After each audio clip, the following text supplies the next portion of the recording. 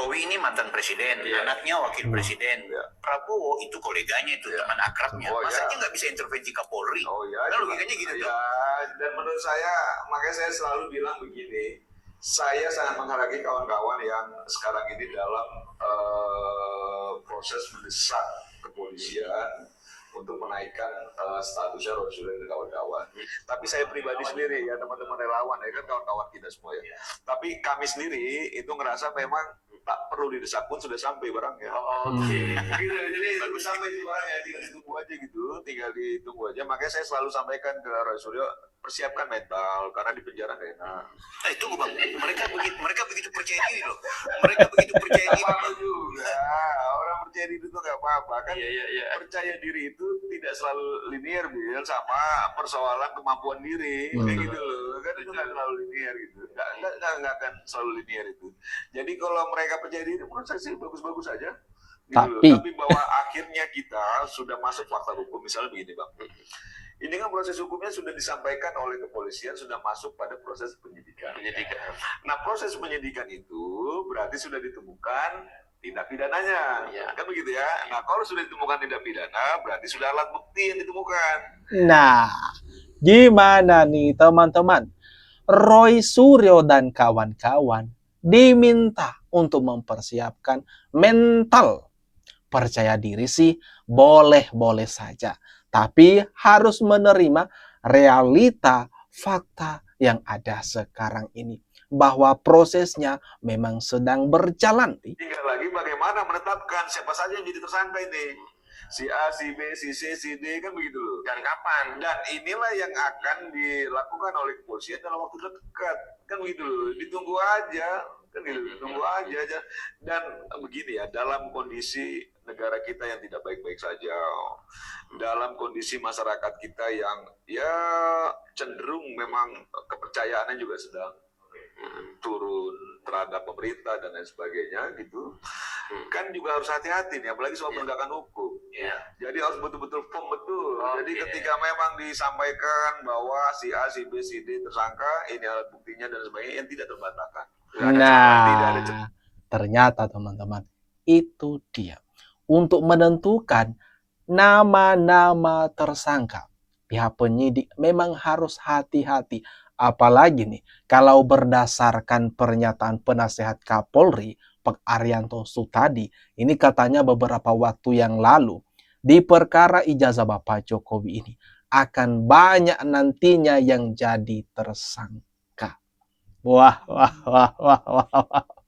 Jadi makin seru kan kalau nanti dibacakan satu persatu, diumumkan ini dia nama-nama tersangkanya. Ini gimana menurut pendapat kalian sendiri teman-teman? Enggak sabar juga kan menanti siapa-siapa saja yang mengenakan rompi orange kan? Katakan itu kan halusinasi yang digunakan oleh pasukan teroris ini untuk membuat narasi-narasi yang katakan narasi-narasi yang sampah. Tapi kalau kita lihat apa yang mereka lakukan, teroris ini datang ke makamnya, ya, ibunya Jokowi, membuat konten-konten fitnah. Konten kemudian ini luar biasa untuk kita. Ngapain datang ke sana? Gitu kan? Ngapain gitu loh? Artinya apa di sini kalau kita lihat?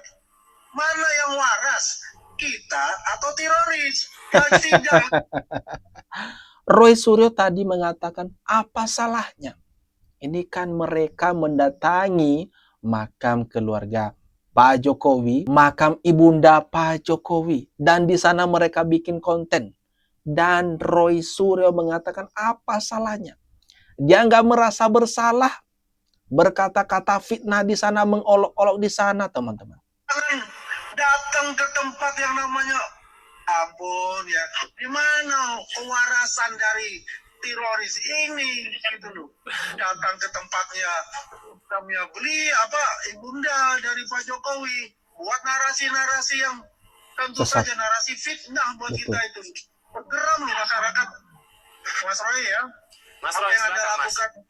Baik, Mas Roy. Iya, satu kita tuh datang itu doa. Doa? 1961 kan mudah sekali berarti.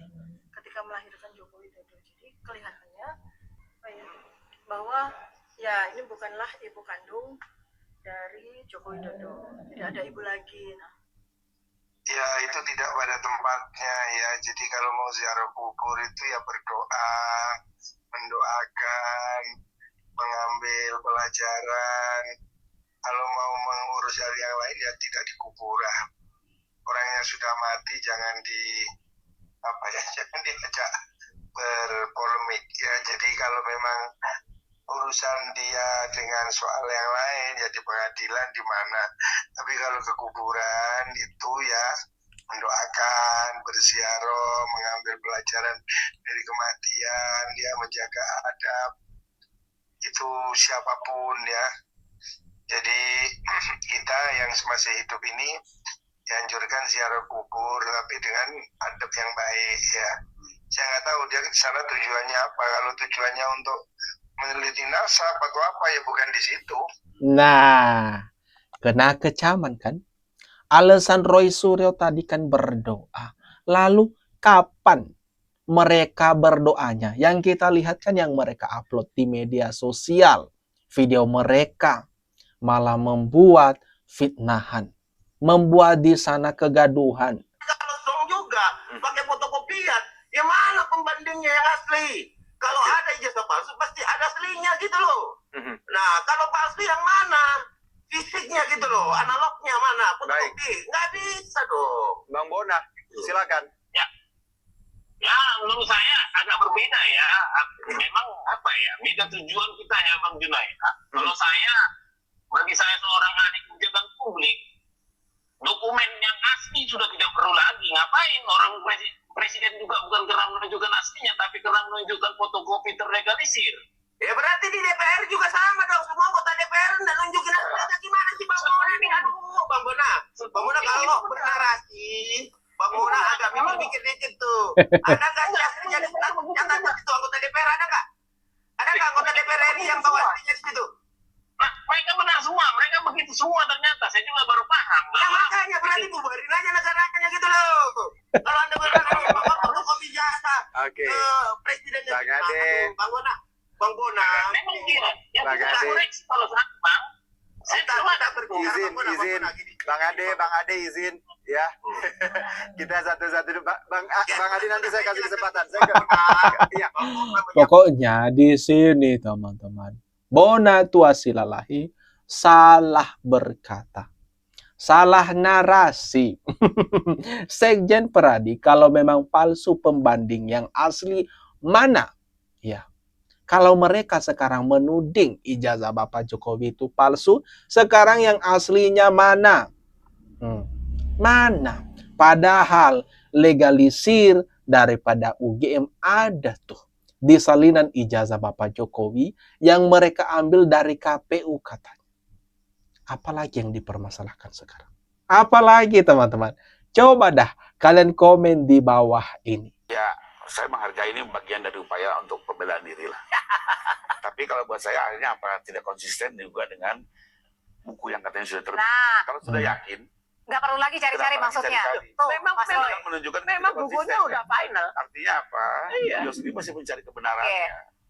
Itulah yang kita sayangkan sebenarnya. Kenapa kalau dulu-dulu itu jangan disimpulkan dulu. Betul. Jangan dibuat buku dulu katanya Mas Roy. Nah, jangan Kalau gitu. dilempar dulu dengan kesimpulan-kesimpulan. Ini bukan Oke. 1 triliun persen. 1 triliun persen. Loh, itu kan, waduh. Emang buku udah selesai, tapi kan itu baru jilid 1. Kalau dari awal saja diskusinya terkait Jilid sampai jilid berapa? ada Oh, Ada jilid 2, ada jilid 3 nanti. Tapi karena persoalannya kemarin tuh disimpulkan, Oke. langsung diserang. Itu kan menjadi persoalan. Tuh, Mas Roy, kalau gitu kalau Tapi kata sulit lagi kembali lah, waktu tidak begini berputar ya. Iya. Ada nanti misalnya buku yang pertama ini kan soal Jokowi. Nanti misalnya perkembangan itu akan berarti di situ di dalam Jokowi white paper ini belum ada nih. Maksudnya kemarin banding-bandingnya juga kan ini kan baru keluar. Ya. Apa itu nanti buku itu kan nanti muncul di buku kedua. Nanti buku ketiga misalnya soal anaknya nih. Nah, ini riwayat pendidikan nih. Ini. Ini logika Roy Suryo loncat-loncat teman-teman. Kemarin sudah menyimpulkan berapa tuh? 11.000 triliun persen ijazah Bapak Jokowi itu palsu. Sekarang masih juga mencari-cari bukti. Berarti sebenarnya mereka masih belum yakin dong dengan penelitian mereka. Rifai, kalau memang masih mencari kesalahan ijazah Jokowi, ngapain mengeluarkan buku dulu? Kan aneh, teman-teman. Nah, gimana nih menurut pendapat kalian atas apa yang barusan saja kita bahas ini, teman-teman? Jangan lupa tinggalkan komentar terbaikmu, teman-teman, di kolom komentar di bawah.